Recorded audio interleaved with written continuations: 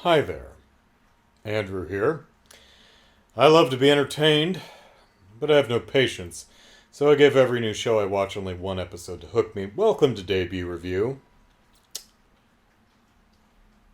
The Last of Us.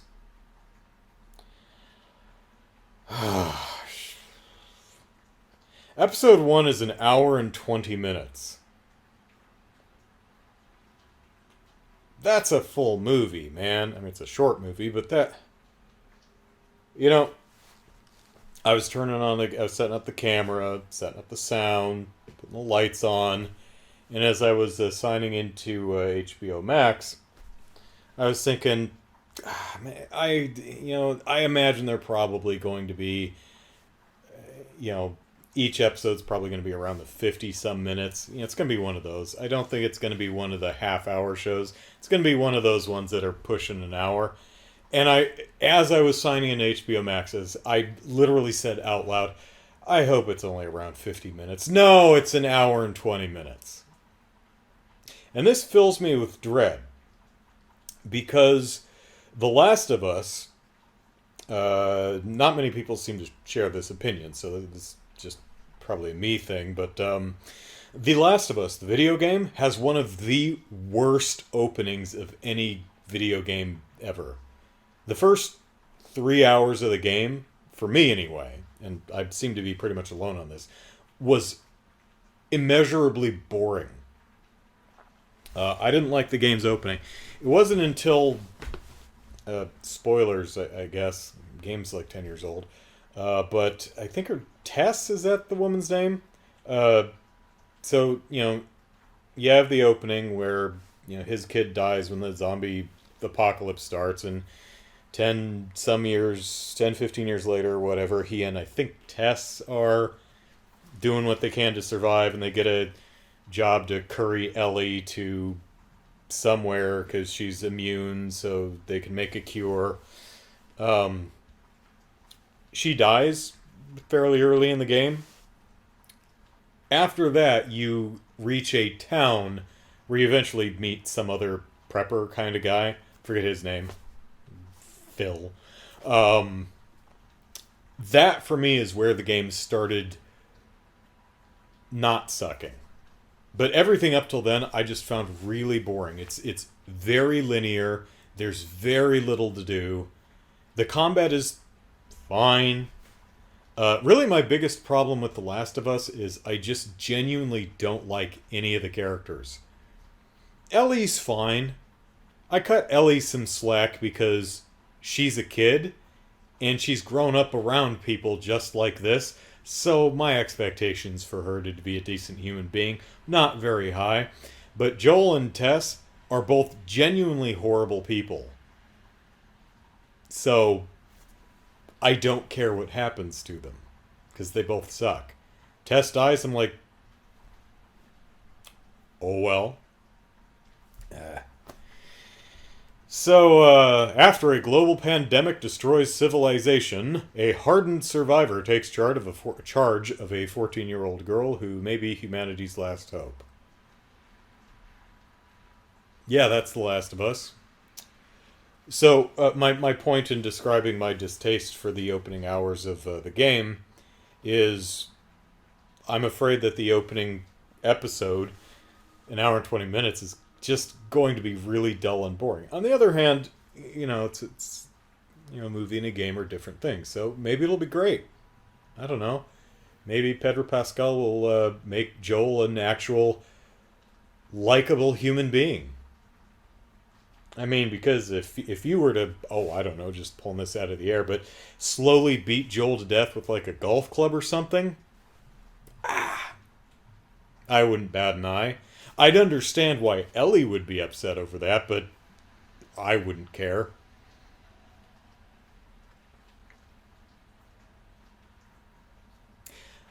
The Last of Us as a game is okay.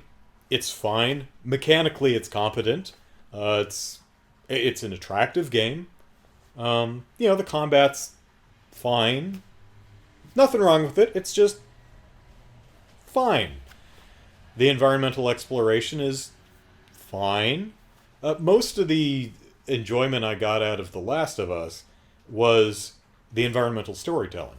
Naughty Dog did a really nice job of all the environments and homes and stuff that you rummage through are very uniquely and meticulously set dressed to tell their own story. And that kind of stuff I find fascinating. I got a lot more enjoyment out of the game just kind of wandering around the burnt out shell of the environments, picking up garbage off the floor and stuffing them into my backpack. You know, that I enjoyed. And then a lot of times when fights would happen, I'd do this. You know, and that's not what you want to do. As a story, The Last of Us is... After a global pandemic destroys civilization, a hardened survivor takes charge of a 14-year-old girl who may be humanity's last hope. And walks her across the country. That's about it. That's really the entire story. Joel takes Ellie to location B. I mean, you learn a bit about the characters. You learn a bit about the world. But as a narrative, that's about it. Can we get to point B from point A without dying? Because there's a lot of stuff that can kill you in the way. Like zombie things. And other people with, you know, guns and machetes and bow and arrow and stuff. And Molotov cocktails. And cannibals. You know, also people, you know. And then you get to the end of the game, and then there's kind of a moral twist, which is fine, but for me anyway, that didn't really pay off or become interesting until the second game. A game which I have kind of the same opinion about gameplay-wise. The second game was mechanically as enjoyable as the first for me. It's okay. It works. It's a little bit better mechanically than the first. There's just some quality of life improvements, better design in the combat encounters and such. But narratively, I found the second game a lot better than the first. I have my notes, but I do find Last of Us Part 2 to be one of the most interesting games to talk about, particularly from a narrative standpoint. So I'm kind of thinking, can we skip to season 2? It's much more interesting. But, you know, again, we will see, or I will see at least one episode of what they do with this. Because why am I watching this? I'm not a big fan of The Last of Us. I don't know. I guess I'm mildly curious about, did we just... Are we doing anything unique with this story, or are we just doing a live-action version of a Let's Play of The Last of Us? Oh. I guess I'll find out. Right now. Oh, hey. Her name was Tess. I got that right. Yay me.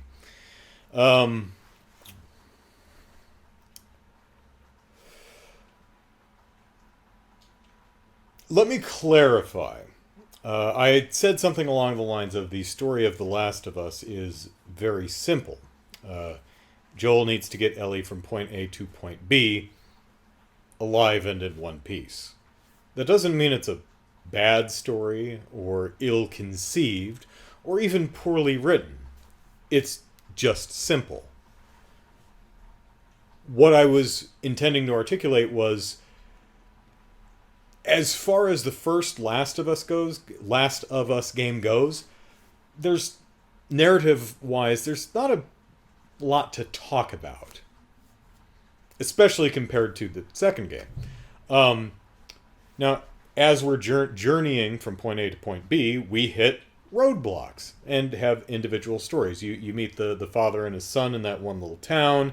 Then you have the snow thing with the cannibals, and then you have so you have little mini stories. So you can talk about, I like when they ran into this particular challenge and they solved it in this way. I liked this segment here. But it's really the same story of them very little changes. Certainly the relationship between the two develop as they go. But I just wanted to clarify that I didn't mean that The Last of Us story was lacking or weak or boring or bad. It's just simple. You know, two people who don't get along need to reach a goal and learn to work together on their way to meeting that goal. Right. Okay. Works a particularly good setup for a video game. Not a lot of story to get in the way of the gameplay. So this opening segment is an hour and 20 minutes, and it covers approximately the first hour and 20 minutes of the game. Yeah, we're following the game kind of in real time.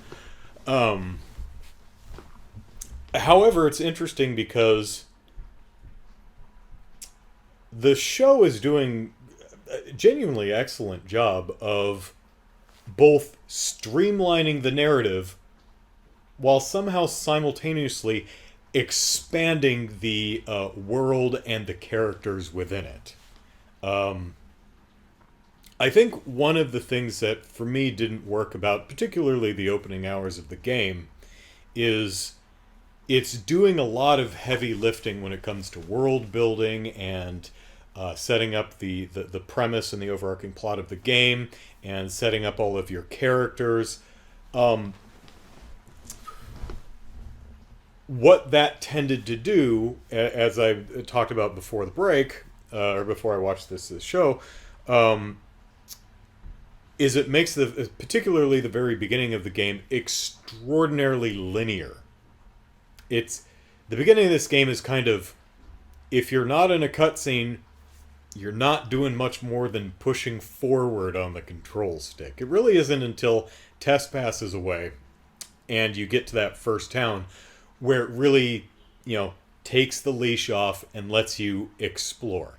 Now, granted, you have to walk from one end of the town to the other to move to the next section of the game, which is one end of the sewer to the other to the next section of the game, which is one end of the mountain to the other. Sure, but at least the town that you go through is wide and has lots of buildings with maybe 2 floors that you can wander around, and it's much more interesting to me than the opening hours of the game, which is you're either watching a cutscene or you're pretty much walking in a straight line.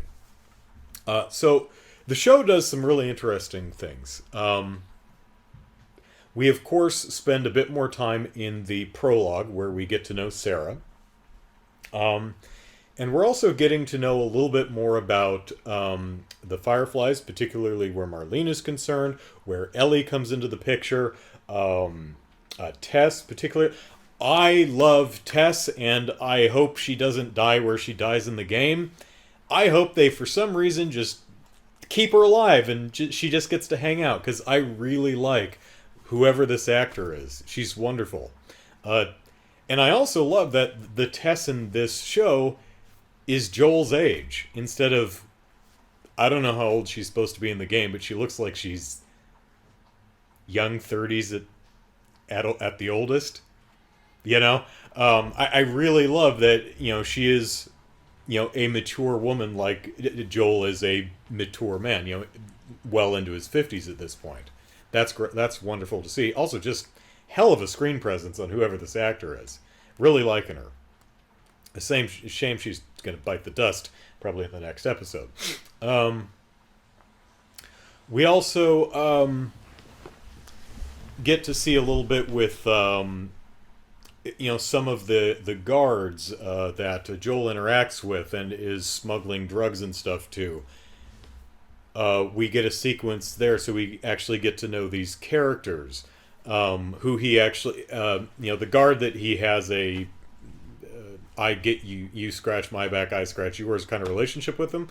That's the guy, I think, in the game, I think there's like 2 guards who catch them once they sneak Ellie out of the city. It's just that one guy this time. And the fact that this is a guy he knows makes it more interesting, more meaningful, more nuanced. So, good choice there.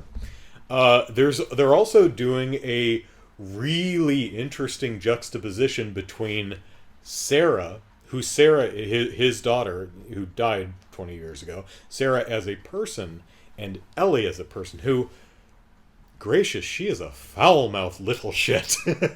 I mean, Ellie curses up a storm, but man, I do not remember her cursing this much in the opening hours of the game than she does here. Yowza. There's a new sequence in the show where they have an elderly neighbor that Sarah goes and hangs out with just to be nice. Well, she gets the fungal virus and charges him, and Joel smacks her with a big heavy wrench. The guard guy that meets Ellie and Tess and him outside of the city, the guard he has a relationship with, he tackles and beats with his fist until he's not moving, probably killing the guy. Now, the interesting juxtaposition here, and they're not doing like a cut between the past and cut between the present thing, so it's something you have to actually pay attention to and think about, and I do appreciate it when shows trust the audience to remember stuff we saw an hour ago, right?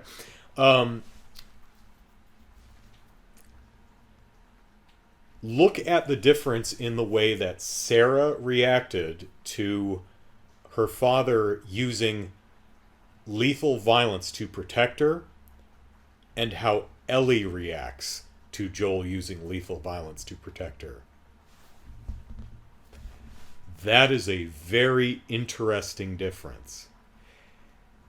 And I'll be will I watch episode 2? Yeah. I enjoyed this pretty well. I wasn't like, like, oh my god, best thing ever, but I'm like, this is pretty entertaining, pretty interesting. I'm in. Let's see where this goes. I really hope that they actually dig into that in subsequent episodes and really dramatize and investigate, particularly from Joel's perspective, the differences between Sarah as a human being and Ellie as a human being. Because I think that would be interesting. So, they also, in the game, Tess and Joel are ripped off by someone they're trying to get a battery from, and they track him down and they torture and kill him. And that early in the game, I found it kind of off-putting. I'm like, okay, I mean, I get the world that they live in, and I get it's a dog-eat-dog kind of thing, but that's a little off-putting. There's just not much to those characters there's not much humanity to the characters to latch onto in order to follow them through the rest of the game. They do an interesting thing in the show where Joel and Tess probably would have done exactly what they do in the game, but they don't get the chance. Because the Fireflies who are going to go move Ellie to where they're going to move, they run into problems, and so they dump her on Joel to get him to get her out of the city, right? Same thing here, but the guy who ripped them off ends up getting killed in the big encounter that blows up the Fireflies' plan. So when Joel and Tess go kick his ass, he's already dead. Number one, that streamlines the whole process and puts them right where they need to be with Marlene and with Ellie to exchange communications and go their separate ways. But it also gets rid of them being just horrible monsters immediately.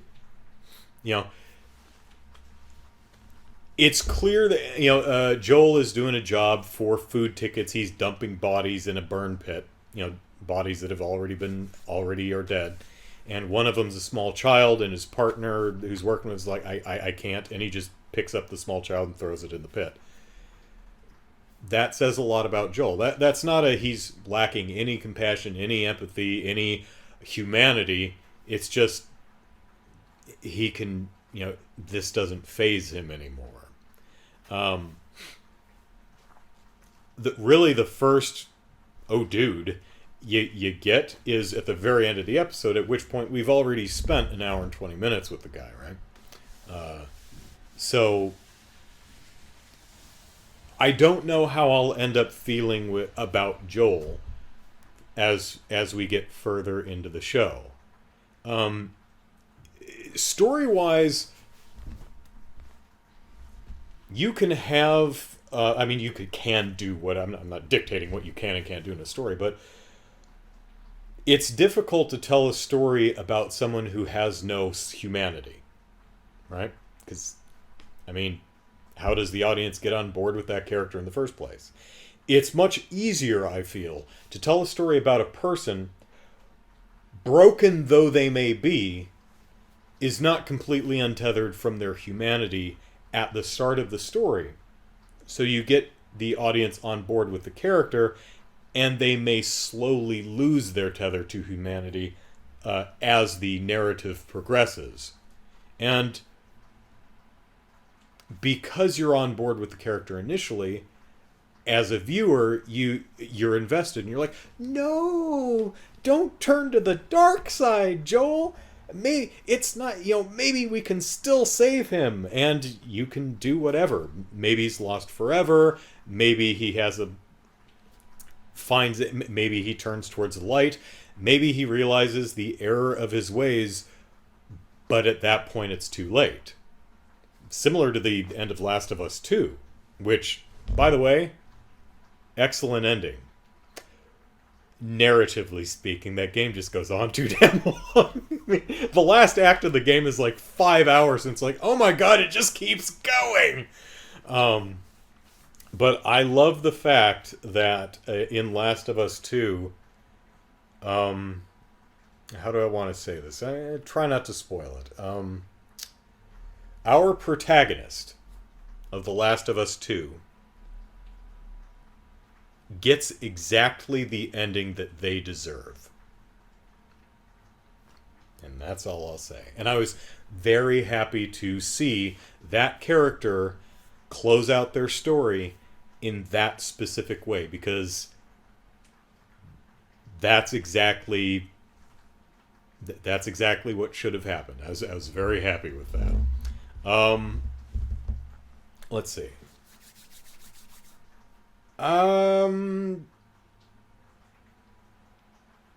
Yeah, I think that's all I have to say. It's so many times you play narrative heavy games, and you can't help, dickish though it may be, kind of grousing yourself, if you want to make a movie, just make a movie. I've caught myself thinking that several times. The Last of Us was definitely one of those games where I was playing it going, dude, guys, just make a movie if you want to make a movie. You clearly want to make a movie. Sometimes in Last of Us and other narrative-heavy games, it feels like the gameplay is annoying the creative team. Like Neil Druckmann and his crew of people who work on the game. It's like, oh gosh, darn it, gameplay, yeah. I guess we have to do some gameplay somewhere. Well, I guess you can walk from this end of the corridor to the other. Oh, thank you, sir. Yay, gameplay!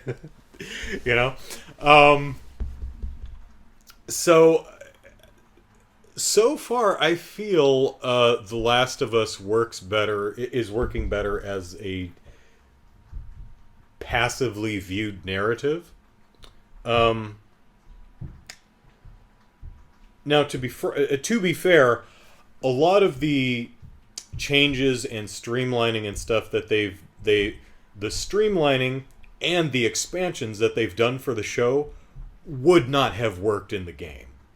Like, you could, because I think some of the Yakuza games have done this, but you probably should not open a game with a 35-minute cutscene. Probably don't do that, because it is a video game, and we gamers do want to play it at some point. So you can't really open The Last of Us with a 35-minute prologue. that I mean, at some point, the creative team is probably going to be like, okay, I guess we do a little mini game where Sarah does her homework.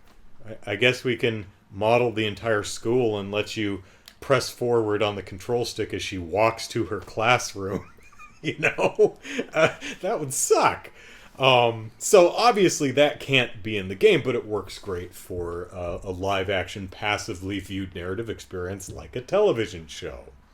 And some of the, that's the expansion. Some of the streamlining that they've done, like moving the whole bit with the guy that they torture and kill, the guy that Tess and Joel torture and kill in the game, moving that somewhere else to mix with a second storyline just to streamline that. Well, that eliminates gameplay. Now we've missed like at least 2, possibly 3 major sections of the opening of the game. Right? So the demands of a game, you need actual game to play, sometimes may dictate you telling your story in a way that's not as narratively satisfying or cohesive as it would be in another medium like a film or television. So very, very difficult tightrope to walk. So I think The Last of Us did a pretty good job with the story it was trying to tell the story it wanted to, while also actually having a game to play somewhere. And to be even further fair, because I'm a very fair guy, they did an even better job in its sequel. Simply from integrating the gameplay into the narrative to making the gameplay from a mechanical perspective much more satisfying to interact with. The game just plays better in the second game. First one's fine, but the second one is fine plus 1. So, Last of Us TV show, it's off to a pretty good start. I think I might like it better if I didn't, think I know exactly where this is going. Like, I mean, I know ultimately what happens between Joel and Marlene. So, I know what happens to Tess. But, maybe they won't kill off Tess at wherever the hell they take them at the end of the big city. Probably at the end of the next episode. Maybe she'll stick around for longer. I don't know. They don't need to follow the game beat for beat. So, maybe they won't. Maybe I will be, maybe it starts in the same place and branches out somewhere new. Personally, I'd prefer that because I've already seen the story as presented by the video game. I played it. So I personally would be, me personally, and, there are people who may feel, no, actually, I just want to see a live action version of the story as it's portrayed in the game. Perfectly valid. Me, I personally would prefer something different. That's so. We'll see. I probably won't post this until the show's done because I'm very slow at getting stuff edited and posted. So who knows when you'll see this? Probably be April or something. But pleasantly surprised. I was kind of dreading this show, but I think it's off to a strong start, and I'm interested to see where it goes from here. And actually, I'm most interested to see if they tackle. Probably not this I would imagine season 1 only covers the first game, but I'm actually really interested to see them attempt. I want to see them attempt to tackle the narrative of the second game. That's really what I want to see. Because, again, I have my notes, but Last of Us 2, for me, is one of the most interesting games to talk about. And I'd be fascinated. the... How do I want to say this? The driving motivation of our antagonists in The Last of Us Part 2 doesn't work. And the reason it doesn't is because they probably didn't have that story planned out when they finished the first game. So they're like, oh, what if we did this? It doesn't really fit how we ended the first game, but it's been a few years. Maybe people will forget. I didn't forget. And I made sure I didn't forget because I looked up a Let's Play on YouTube and looked at the end of the game and went, yeah, I thought that's what happened. So I'm not buying this. So I'd be very interested to see how they adapt the second season, particularly the motivation of the antagonists in that game. So, why is he being so vague? Because if you haven't experienced Last of Us 2 and you want to, I would hate to spoil some of the big moments of that experience. Although I probably have in other videos, I don't remember. Sorry if I did. Okay. Yes, it's a little after 8. It's time to eat dinner. Take care, everyone. Bye. Bye.